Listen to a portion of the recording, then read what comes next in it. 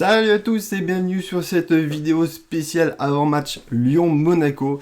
Et oui, après une petite trêve d'une quinzaine de jours où on a pu voir l'équipe de France du coup s'imposer et rapporter un petit titre. Et d'ailleurs, félicitations à Tchouaméni et à Ben Yedder pour ce titre. Retour à la Ligue 1 avec un gros match en plus, du coup un déplacement chez l'Olympique Lyonnais. Je rappelle du coup que le mois dernier, après la trêve internationale, on avait aussi un gros choc, c'était contre l'OM. Et ça s'est quand même pas bien passé du tout, défaite 0-2, et elle aurait pu être largement plus sévère tellement on a été dominé par cette équipe marseillaise, qui touche en plus 2 fois les montants. On était assez inexistant, très peu de pressing, donc vraiment un match compliqué à la reprise, donc on va espérer que cette fois-ci on va se reprendre, même si ça ne va pas être simple, étant donné que du coup il y a pas mal d'absents de notre côté, mais du côté lyonnais aussi, qu'on va pouvoir le voir. J'en profite du coup pour remercier tous ceux qui sont déjà présents sur le live Twitch, à tous ceux qui regardent aussi ma vidéo sur YouTube, qui mettent des petits pouces bleus ou qui s'abonnent à mes chaînes, merci. Aussi un bonjour tout particulier à mes potes lyonnais, du coup je sais qu'ils vont regarder cette vidéo. Promis, cette fois-ci je vais pas tacler Paqueta d'entrée de jeu. Du coup, c'est parti, 10e journée de Ligue 1. Comme vous pouvez le voir, l'AS Monaco est remonté enfin à la 6e place. C'est qu'on correspond un peu plus déjà au rang qu'on devrait occuper cette saison. Après un démarrage très très compliqué. Je le disais dans ma vidéo bilan du mois de septembre. 14 points, c'est exactement le même nombre de points qu'on avait après 9 journées la saison dernière, donc on est plutôt sur les mêmes bases, ce qui est plutôt bon signe. Maintenant à nous de faire mieux que la saison dernière, puisque on avait fini malheureusement que 3ème. Si on veut aller chercher des places un peu plus hautes, il va falloir faire de bons résultats, et ça passe par les matchs contre les adversaires directs. Ça avait été compliqué l'année dernière, on a eu du mal à aller chercher justement des résultats contre les grosses équipes. Contre Lyon, justement, on a perdu 2 fois à l'aller, au retour.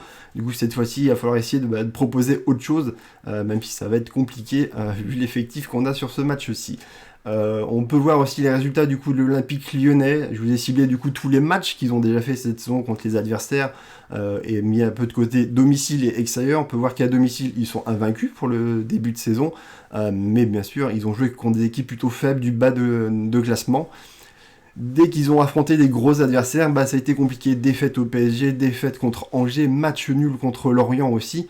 Donc voilà, à nous d'en profiter. Ils n'ont pas non eu à domicile encore de grosses équipes.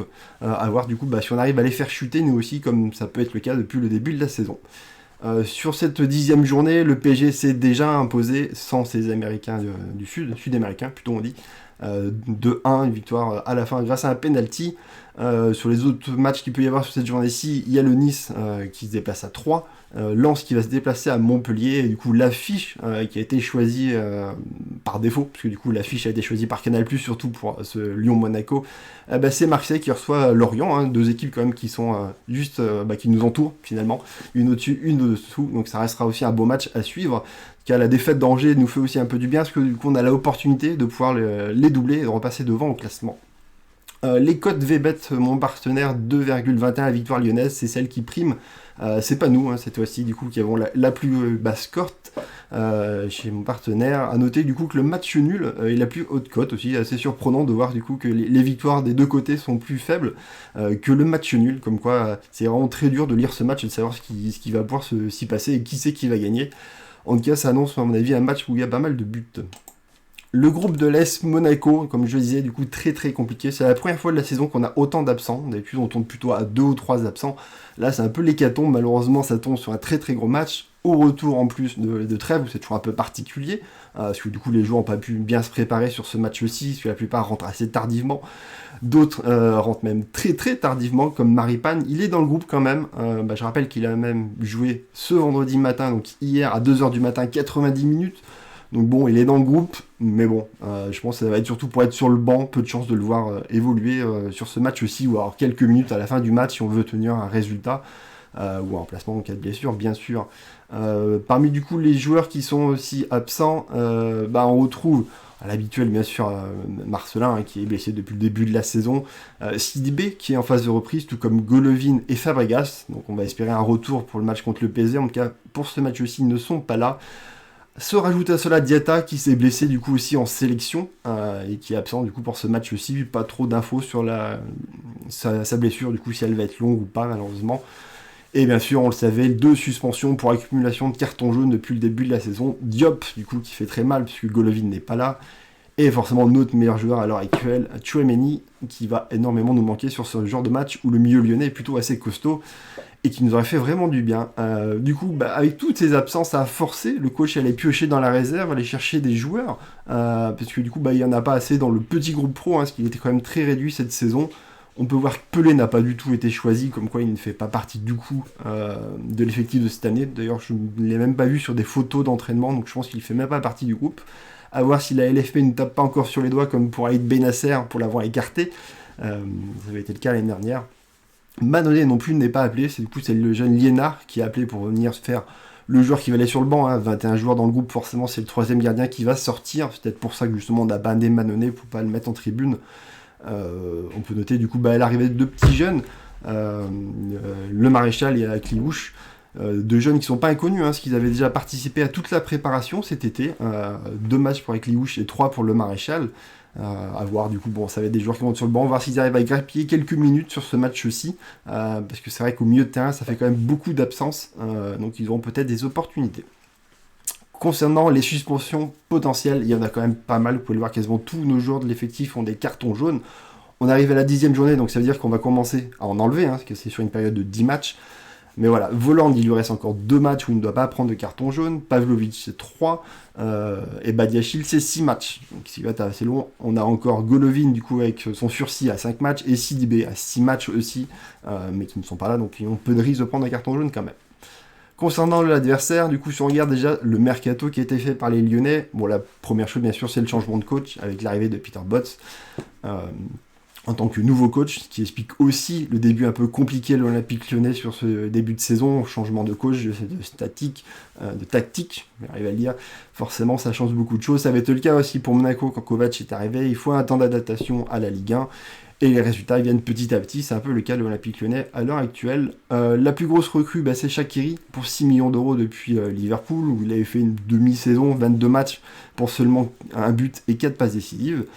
Le reste, c'est que des prêts ou des joueurs qu'ils ont eu gratuitement. Emerson qui est prêté depuis Chelsea, qui avait joué une quinzaine de matchs, très peu de temps de jeu pour lui. Il est venu en chercher justement à Lyon. Da Silva qui vient de Rennes, il a fait une saison pleine là-bas, 37 matchs. Tout comme Boateng, qui n'est pas un vieux papy du Bayern, qui est venu se faire une santé en Ligue 1. Non, il a joué une saison de 39 matchs, beaucoup titulaires du côté du Bayern. Donc vraiment un joueur plutôt complet que personnellement j'aurais aimé qu'on signe. Parce que ça nous aurait fait quand même du bien en défense centrale d'avoir un joueur aussi expérimenté. Et bien sûr, vu que l'Olympique Lyonnais est jaloux de notre Enrique latéral gauche, ils sont allés chercher un Enrique latéral gauche à Vasco da Gama, qui a fait une saison pleine aussi là-bas. Bien sûr, c'est sur une saison 2020, puisqu'ils sont décalés comparé à nous. Il fait 37 matchs sur l'année. Donc voilà, lui aussi un titulaire en puissance qui est venu rejoindre les rangs de l'Olympique Lyonnais. Si on regarde que cette partie-là, je trouve que c'est un très très bon mercato, 6 millions seulement dépensés pour des très très bons joueurs. Pour moi, de ce côté-ci, ils sont renforcés surtout du côté de la défense. C'était très problématique la saison dernière. Là, il y a quand même de belles choses, de bons éléments qui sont venus, ce qui est plutôt bien, même si ça se traduit pas sur les matchs qu'on peut voir de l'Olympique Lyonnais, où défensivement, il y a quand même beaucoup de choses à redire. Côté des départs, forcément, celui qui fait le plus parler, celui qui fait le plus mal, le supporter lyonnais, c'est le départ de Paille, qui reste vraiment leur capitaine, l'un des meilleurs buteurs qu'ils ont. Passeur aussi sur les dernières saisons, donc vraiment un joueur très très important qui part en plus gratuitement, ce qui fait d'autant plus mal au Barça rejoindre Messi ou pas. À côté de ça, 2 départs du coup en première ligue pour 37,5 millions d'euros. Cornet et Anderson, qui n'est pas resté finalement longtemps du côté lyonnais, sont partis. Bien sûr, Jean Lucas, qui est venu du coup à l'ASM, du coup, qui sera présent sur ce match-ci contre son ancienne équipe pour 11 millions d'euros. Bard à Nice pour 3 millions d'euros. Au final, du coup, il y a 46 millions qui rentrent, 6 qui sortent, ça fait quand même un mercato où l'Olympique Lyonnais a rempli les caisses parce qu'ils en ont besoin. Et du coup, on va pas dire que l'effectif s'est amélioré, parce que forcément, il y a le départ de Paille qui fait vraiment très très mal. Ça reste vraiment un joueur exceptionnel en attaque qui va leur manquer. Il n'a pas été remplacé parce que Shaqiri est des années-lumière du niveau que affiche actuellement de Paille. Mais voilà, ça reste quand même pour moi un mercato où ils ont plutôt bien joué. Concernant du coup le groupe de l'Olympique Lyonnais, comme vous pouvez le voir, il va y avoir pas mal d'absences aussi de leur côté. Pardon, j'ai pas affiché le chat, ça va pas aller. Le voilà. Pas mal d'absences. La principale absence pour moi, c'est celle de Lopez, forcément, c'est leur gardien. On va pouvoir en parler tout à l'heure sur des statistiques. C'est vraiment une très très bonne saison pour lui pour l'instant. Il est énormément mis à l'épreuve et il a énormément de bonnes performances. On a pu voir que le jeune gardien allemand, on l'a eu contre nous en Coupe de France la saison dernière, c'était pas non plus la sécurité totale. Donc à nous aussi d'essayer d'en profiter avec ce jeune gardien, à voir ce qu'il vaut. J'ai pas trop de stats cette saison, forcément, parce qu'il n'a pas joué. L'autre absence potentielle qui pourrait nous être très favorable, c'est forcément Paqueta. Donc pour l'instant, il est appelé dans le groupe, mais je rappelle que comme Maripane, lui, il a joué cette nuit aussi, la nuit dernière, à 3h du matin avec le Brésil, et 61 minutes avant de sortir.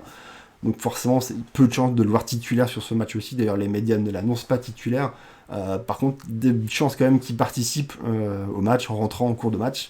Alors, c'est vraiment un élément très très très bon, qui fait une très très bon début de saison aussi.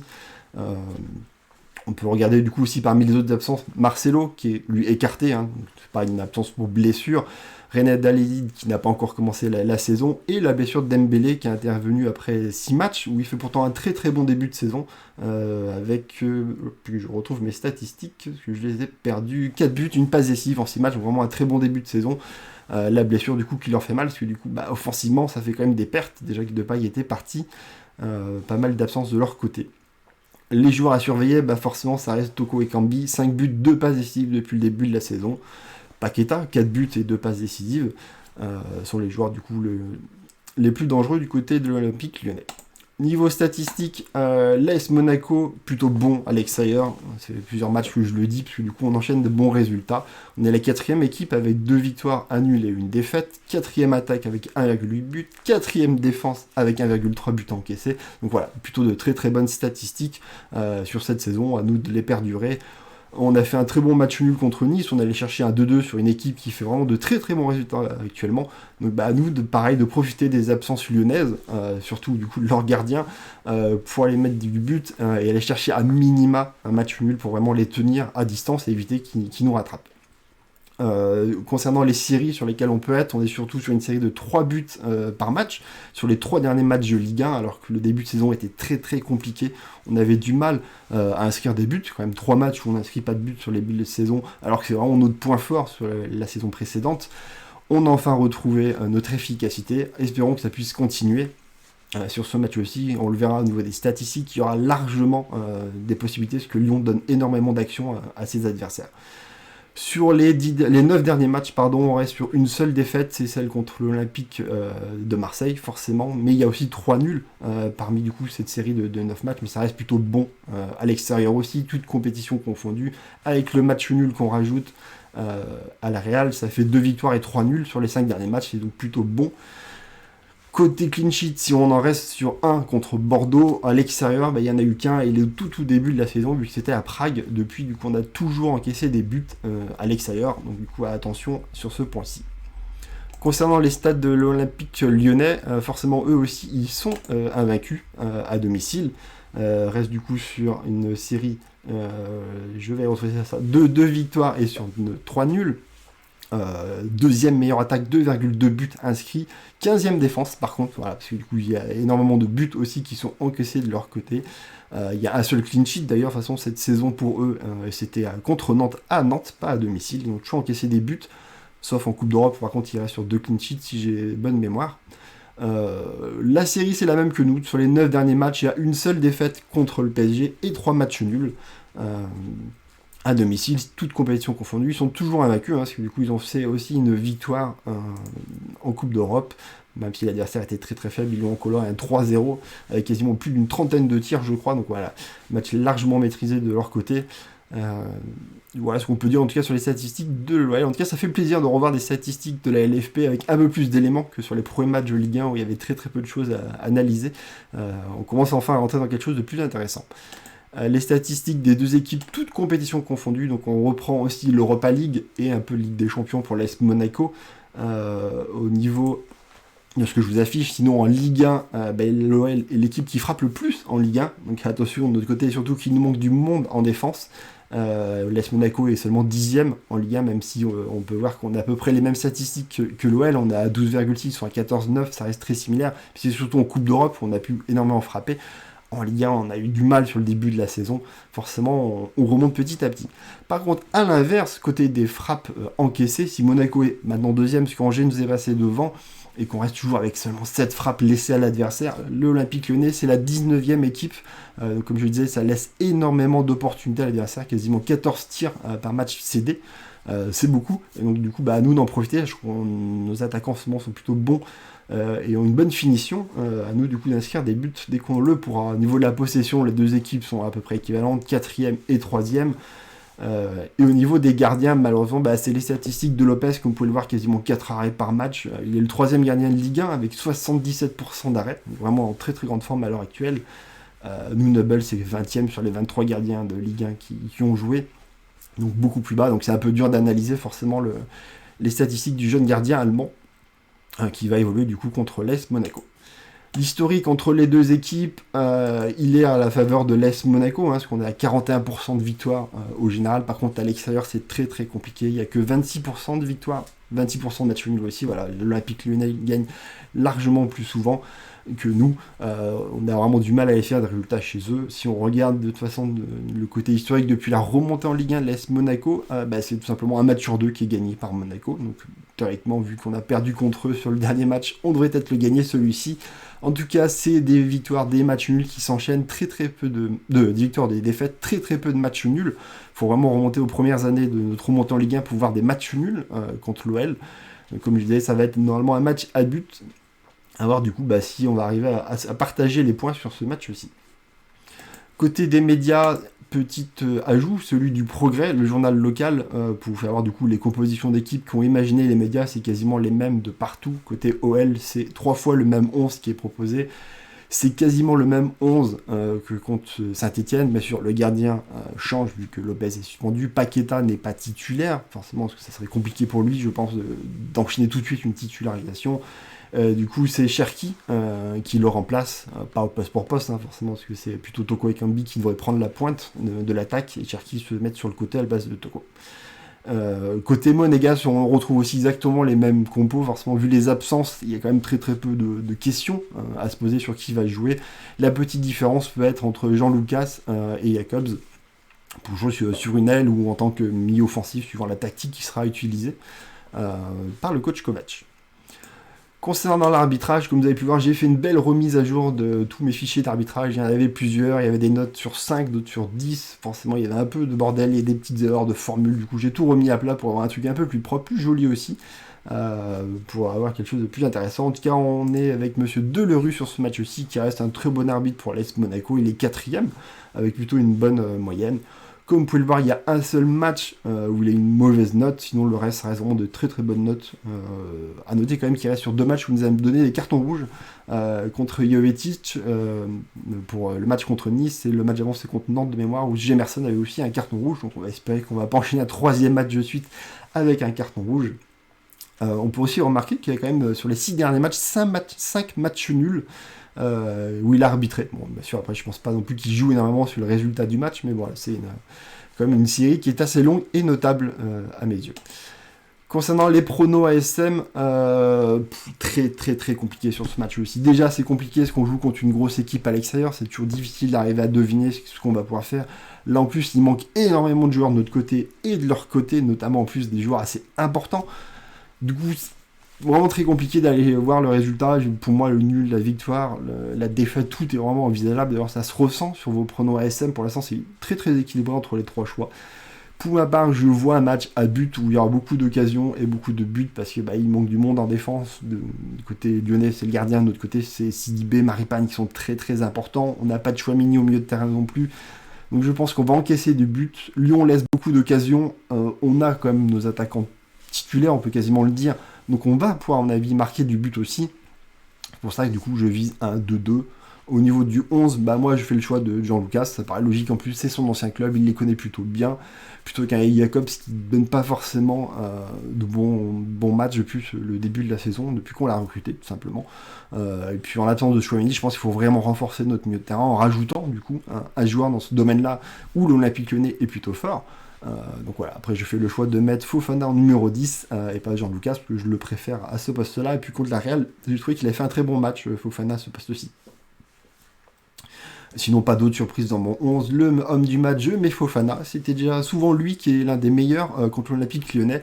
En l'absence de Chouamini, je pense qu'il va prendre ses responsabilités et nous sortir un très très bon match. Il y en aura besoin, en tout cas, qu'il nous fasse sortir un très bon match. Donc voilà, c'est pour ça que je choisis Fofana. Petit conseil, si vous le voulez, Jean-Lucas aussi. Ça peut être un très bon match contre ses anciens équipiers. Ça peut faire une très très bonne note et être l'homme du match. Est-ce qu'il y aura plus de 6 cartons distribués par Monsieur Delerue? Alors si on regarde les statistiques, Lyon c'est 2 cartons par match en moyenne, qui reçoivent eux, bien sûr pas sur les matchs de l'Olympique Lyonnais, ils sont 13e, Monaco par contre c'est 5e avec 2,2 cartons par match, donc ça fait 4,2 si on additionne les deux équipes. L'arbitrage, Monsieur Delerue c'est le deuxième arbitre à mettre le plus de cartons, avec 5,4 cartons par match. Et historiquement, les 3 derniers matchs de Lyon-Monaco, ceux de la saison dernière, c'est 8 cartons, 10 cartons, 9 cartons. Donc on est vraiment au-dessus des 6 cartons. Même si 6 cartons, nous, 7 cartons minimum pour avoir le oui, c'est beaucoup quand même. Voilà, je m'attends à un match où il y a toujours la même intensité que la saison dernière entre les deux équipes.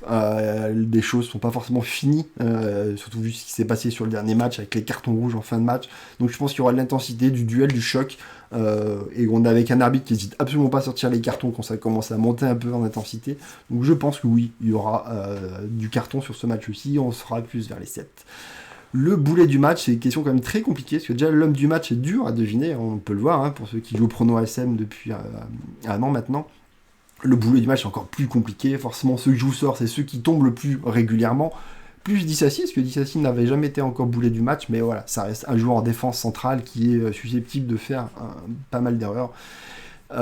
J'ai hésité longtemps à mettre Badiachil, mais du coup j'ai préféré jouer la sécurité en mettant un autre joueur que ceux que j'ai cités, parce que c'est assez facile de tomber sur un attaquant ou sur un Enrique ou un Aguilar du coup qui serait en dedans sur ce match aussi et qui sortirait comme boulet du match, plutôt qu'un défense central qui nous fasse une boulette, ou notre gardien forcément, sur lequel j'ai un peu plus de confiance ces temps-ci, donc ouais, je ne nomme pas comme boulet du match.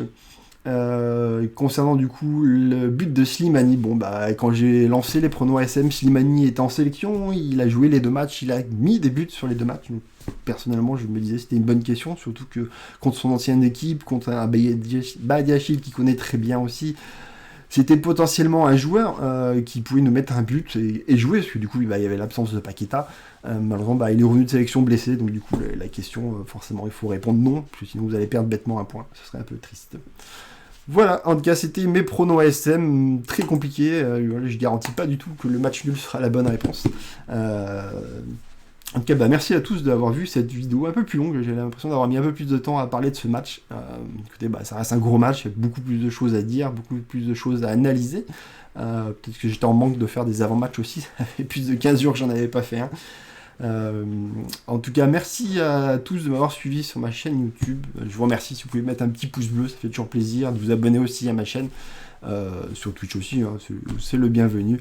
En tout cas, je vous souhaite une bonne après-midi, un bon début de soirée, en espérant du coup un bon résultat de l'ASM pour qu'on puisse continuer sur une bonne série, préparer au mieux mentalement du coup le déplacement à Eindhoven. Ça nous ferait du bien en tout cas. Allez, à bientôt, salut.